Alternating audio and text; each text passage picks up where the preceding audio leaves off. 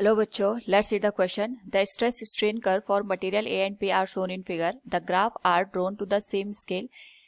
A. Which of the materials has the greater Young's modulus? Second, which of the two is the strong material?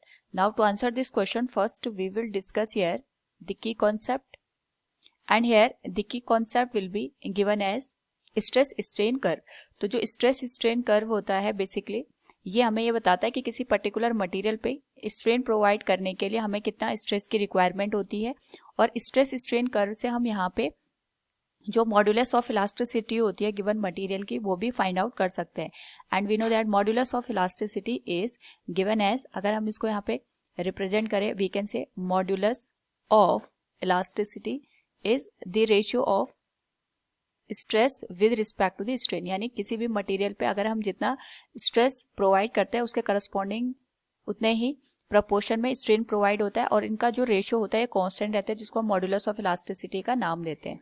Now question के according अगर हम observe करें तो हमारे पास जो स्ट्रेस स्ट्रेन कर्व है इससे हमें ये बताना है कि किसका मॉड्यूलस ऑफ इलास्टिसिटी ज्यादा है और कौन स्ट्रॉन्ग मटेरियल है. सबसे पहले अगर हम बात करें हुक्स लॉ की, we know that Hooke's law के अकॉर्डिंग हमारे पास जो स्ट्रेस होता है that is directly proportional to the strain, और जो प्रोपोर्शनलिटी का साइन होता है इसको हटा करके जो हमारे पास यहाँ पे कांस्टेंट जनरेट होता है इसी कांस्टेंट को हम यहाँ पे मॉड्यूलस ऑफ इलास्टिसिटी का नाम देते हैं. और जो हमारे पास मॉड्यूलस ऑफ इलास्टिसिटी होता है this is different for different material. Like हमारे पास जो लॉन्गिट्यूडनल स्ट्रेन होता है उसके लिए हम यंग मॉड्यूलस का नाम देते हैं.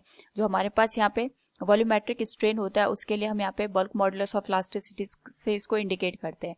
नाउ यहाँ पे क्योंकि हम लॉन्गिट्यूडनल स्ट्रेन की बात कर रहे हैं तो यहाँ पे जो मॉड्यूलस ऑफ इलास्टिसिटी होगी that will be Young modulus of elasticity. तो जो y की वैल्यू होगी that will be given as stress divided by strain. Now यहाँ पे हम जितना स्ट्रेस प्रोवाइड करेंगे उसी के करस्पॉन्डिंग स्ट्रेन जनरेट होगा, लेकिन जो y की वैल्यू होती है यानी मॉड्यूलस ऑफ इलास्टिसिटी की वैल्यू होती है फॉर द पर्टिकुलर मटेरियल वो कांस्टेंट रहती है.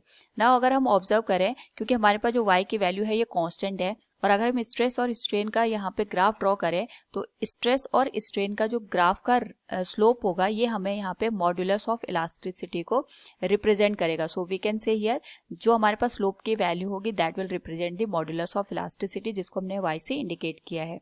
जहाँ पे स्लोप ज्यादा होगा इसका मतलब मॉड्यूलस ऑफ इलास्टिसिटी की वैल्यू उतनी ज्यादा हमें देखने को मिलेगी. तो क्वेश्चन के अकॉर्डिंग दो ग्राफ दे रखे हैं स्ट्रेस और स्ट्रेन के.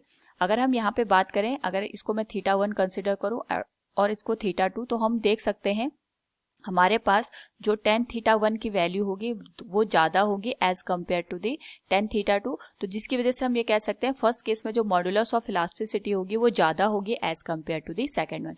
सो फ्रॉम द गिवन क्वेश्चन जो फर्स्ट पार्ट है which of the material has greater Young modulus, it will show that a material will has the greater Young modulus of elasticity.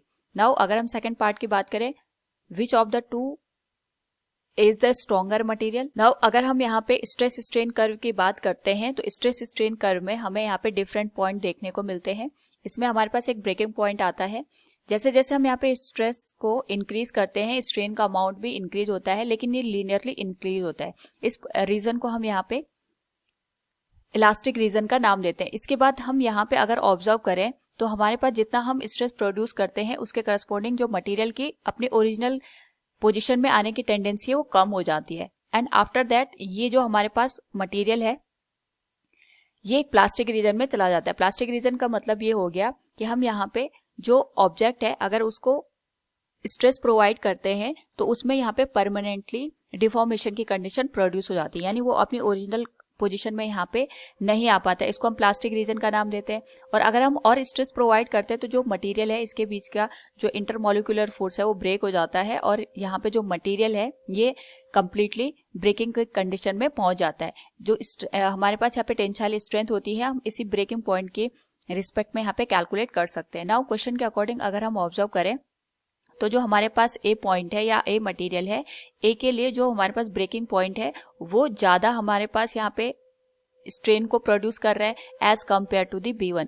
यानी हमारे पास यहाँ पे अगर हम ए और बी दोनों का कंपैरिजन करते हैं तो ए पे हमें ज्यादा फोर्स लगाना पड़ेगा उस मटेरियल को ब्रेक करने के लिए as compare to the B. ये हम यहाँ पे स्ट्रेन के जो हमारे पास यहाँ पे स्ट्रेस के रिस्पेक्ट में ग्राफ गिवन है उसे देख सकते हैं, यानी हमें ए पे ज़्यादा फोर्स लगाना पड़ेगा, तो ए का जो यहाँ पे स्ट्रेंथ होगी वो ज़्यादा होगी as compare to the B. So from the given question जो सेकंड पार्ट है उसका जो आंसर होगा which of the two is the stronger material, so we can say here A will be the stronger material as compared to the B1. Hope all you understood it. Thank you and best of luck.